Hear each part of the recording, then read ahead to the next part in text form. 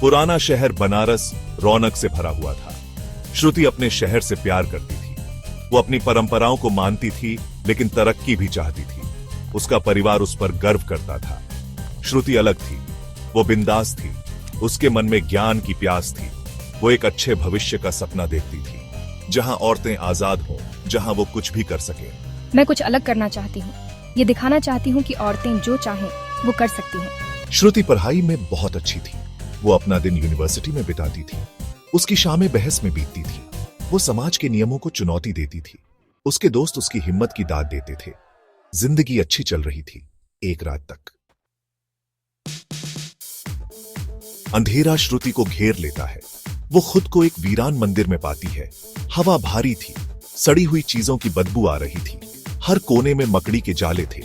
दीवारों पर एक गहरे लाल रंग के तरल से दाग थे, खून।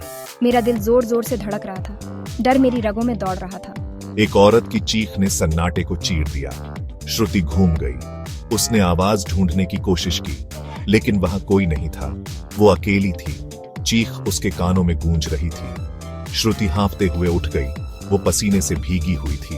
उसका दिल तेजी से धड़क रहा था। बुरा सपना सच लगा, एकदम सच। बुरा सपना श्रुति को परेशान करता रहा। हर रात जैसे ही वह सोने की कोशिश करती, वही डरावना सपना उसे जगा देता। उसकी नींद उचट जाती और वह पसीने में तरबतर हो जाती। वो उसके पीछे साए की तरह लगा रहा। हर कोने में, हर अंधेरे में उसे वही साया दिखाई देता। श्रुति को लगता कि कोई उसे देख रहा है, उसका पीछा कर रहा है। वो डर के एहसास को दूर नहीं कर पा रही थी। उसकी आंखों में हमेशा एक अजीब सी बेचैनी रहती। वह अकेले बैठने से भी डरने लगी थी। खून से सने मंदिर की तस्वीर उसके दिमाग में बैठ गई थी। वह मंदिर उसकी यादों में एक डरावनी छवि बन गया था। हर बार जब वह आंखें बंद करती, वही मंदिर उसकी आंखों के सामने आ जाता। नींद भी राहत नहीं दे पा रही थी। वह बिस्तर पर करवटें बदलती रहती, लेकिन नींद उसकी आंखों से कोसों दूर रहती। उसकी रातें बेचैनी और डर में कटने लगी। बुरे सपने बार बार आते थे। हर रात जैसे ही वह सोने की कोशिश करती, वही डरावना सपना उसे जगा देता। उसकी नींद उचट जाती और वह पसीने में तरबतर हो जाती। मैं इससे बच नहीं पा रही हूँ। ये डर, ये बेचैनी, ये सब मुझे अंदर से खा रहे हैं। मैं चाहकर भी इससे छुटकारा नहीं पा रही हूँ। ये डर हमेशा बना रहता है। हर वक्त, हर पल मुझे लगता है कि कुछ बुरा होने वाला है। ये डर मेरी जिंदगी का हिस्सा बन गया है। श्रुति का पहले जैसा चंचल स्वभाव खो गया। वह अब पहले जैसी नहीं रही। उसकी आंखों में अब वह चमक नहीं थी जो पहले हुआ करती थी। वो चुप चुप रहने लगी। उसकी हंसी कहीं खो गई थी। अब वह ज्यादातर समय अकेले बैठी रहती, खोई खोई सी। उसकी हंसी की जगह घबराहट भरी खामोशी ने ले ली। उसकी मुस्कान अब एक दुर्लभ चीज बन गई थी। उसकी जगह अब एक अजीब सी खामोशी ने ले ली थी। उसके परिवार ने यह बदलाव देखा। वो परेशान थे। वे समझ नहीं पा रहे थे कि श्रुति के साथ क्या हो रहा है। उनकी प्यारी बेटी अब पहले जैसी नहीं रही। श्रुति, तू कुछ खाती नहीं है। तेरी सेहत गिरती जा रही है। तुझे क्या हो गया है? हम सब तेरे लिए बहुत चिंतित हैं। पढ़ाई में भी मन नहीं लगता।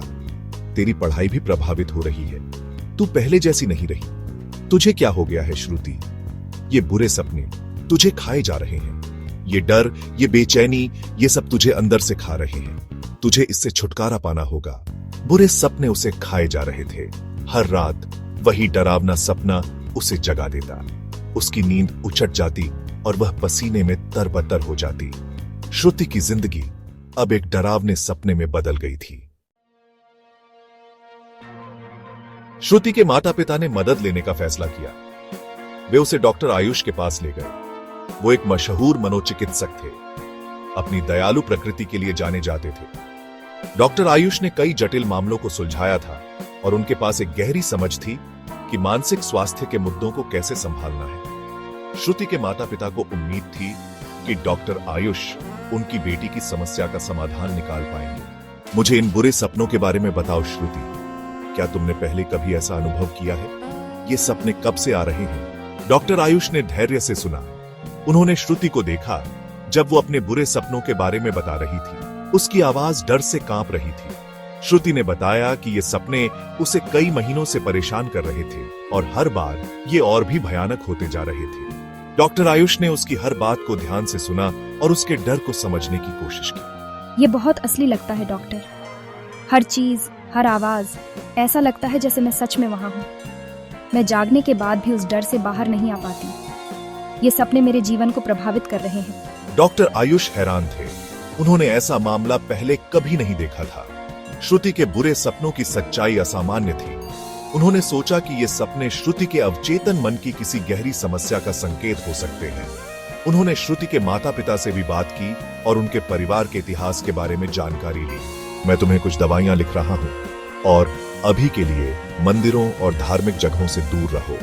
उम्मीद है कि इससे तुम्हें थोड़ी शांति मिलेगी। इसके अलावा मैं तुम्हें कुछ थेरेपी सत्रों के लिए बुलाऊंगा ताकि हम इस समस्या की जड़ तक पहुंच सकें। उन्हें उम्मीद थी कि इससे उसे थोड़ी शांति मिलेगी। श्रुति के माता पिता ने डॉक्टर आयुष का धन्यवाद किया और उनकी सलाह का पालन करने का वादा किया। वे जानते थे कि ये एक लंबी प्रक्रिया होगी, लेकिन उन्हें विश्वास था कि डॉक्टर आयुष की मदद से श्रुति एक दिन फिर से सामान्य जीवन जी पाएगी। मैंने डॉक्टर की सलाह मानी। मैं मंदिरों से दूर रही। मैं हर उस चीज से दूर रही जो मुझे मेरे बुरे सपनों की याद दिलाती थी। लेकिन बुरे सपने आते रहे। वो और भी भयानक हो गए। उस औरत की चीखें और जोर से होने लगी और बेबस। एक रात श्रुति को फिर से एक बुरा सपना आया। इस बार उस औरत ने बात की। उसने श्रुति से मंदिर आने के लिए कहा। उसने मदद की भीख मांगी। उसकी आवाज में दुख और दर्द था। मैं चौंक कर उठ गई। मुझे पता था कि मुझे क्या करना है। डॉक्टर आयुष, मुझे आपको कुछ बताना है। ये बहुत महत्वपूर्ण है और मैं इसे अब और छुपा नहीं सकती। मेरे सपने में एक औरत है। वो हर रात मेरे सपनों में आती है और हर बार उसकी आंखों में वही दर्द और बेबसी होती है। वो मदद मांग रही है। उसकी आवाज मेरे कानों में गूंजती है जैसे वो किसी गहरे संकट में हो। मैं समझ गया। बोलो श्रुति, तुम्हारे सपनों में और क्या होता है? क्या तुमने कभी उस जगह को पहचाना है? हर बार वही औरत होती है और हर बार वो मुझे एक ही जगह पर ले जाती है। एक पुराना वीरान मंदिर। मुझे लगता है वो मुझे कुछ जरूरी बताने की कोशिश कर रही है, लेकिन मैं समझ नहीं पा रही हूँ कि वो क्या चाहती है। डॉक्टर आयुष ध्यान से सुन रहे थे। उन्होंने श्रुति की बातों में छुपे डर और चिंता को महसूस किया। वो इसे समझा नहीं पा रहे थे, लेकिन वो श्रुति की बेबसी को नजरअंदाज नहीं कर सकते थे। उन्होंने महसूस किया कि इस सपने के पीछे कुछ गहरा रहस्य छुपा है। ठीक है श्रुति, मुझे तुम पर विश्वास है। चलो इसका पता लगाते हैं। हम उस मंदिर को ढूंढेंगे और जानेंगे कि ये औरत कौन है और वो तुमसे क्या चाहती है। साथ में वे श्रुति के बुरे सपनों वाले मंदिर को खोजने के लिए एक सफर पर निकल पड़े। उनके मन में कई सवाल थे, लेकिन एक ही लक्ष्य था, उस रहस्यमयी औरत की सच्चाई जानना। वे बनारस के बाहरी इलाके में गए, एक ऐसी जगह जो रहस्य से घिरी हुई थी। वहां की हर गली, हर मोड़ पर एक अनकही कहानी थी। वीरान मंदिर उनके सामने था, ठीक वैसे ही जैसे श्रुति ने बताया था। मंदिर की दीवारों पर समय की मार साफ दिख रही थी और वहां की हवा में एक अजीब सी खामोशी थी।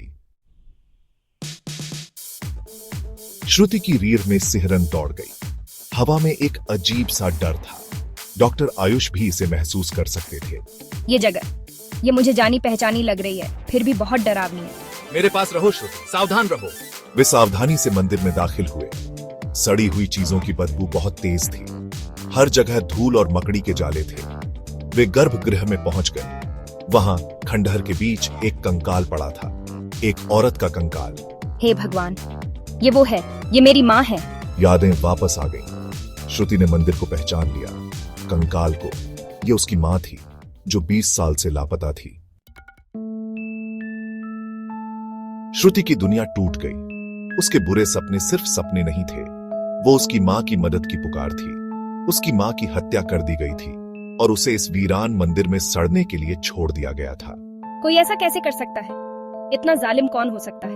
पुलिस को बुलाया गया। जांच शुरू हुई। उन्हें कंकाल के हाथ में एक लॉकेट मिला।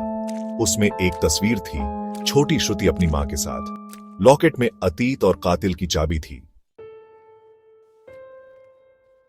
सच्चाई सामने आ गई। श्रुति के चाचा ने लालच में आकर उसकी मां की हत्या कर दी थी। वो उनकी पुश्तैनी संपत्ति चाहता था और उसने उसे हमेशा के लिए चुप करा दिया था। इंसाफ हुआ, लेकिन इससे श्रुति की मां वापस नहीं आ सकती थी। मैं वादा करती हूँ माँ, तुम्हारी याद हमेशा जिंदा रहेगी। मैं इसका ध्यान रखूंगी। श्रुति को अपनी मां की याद को सम्मान देने में सुकून मिला। उसने एक ट्रस्ट की स्थापना की जो महिलाओं को सशक्त बनाता है और उन्हें आवाज देता है, ठीक वैसे ही जैसे उसकी मां चाहती थी। श्रुति ने अपने अतीत को अपना लिया। इसने उसे बनाया था, उसे मजबूत बनाया था। वो एक बेहतर भविष्य के लिए लड़ती रहेगी, अपनी मां के लिए और अपने लिए।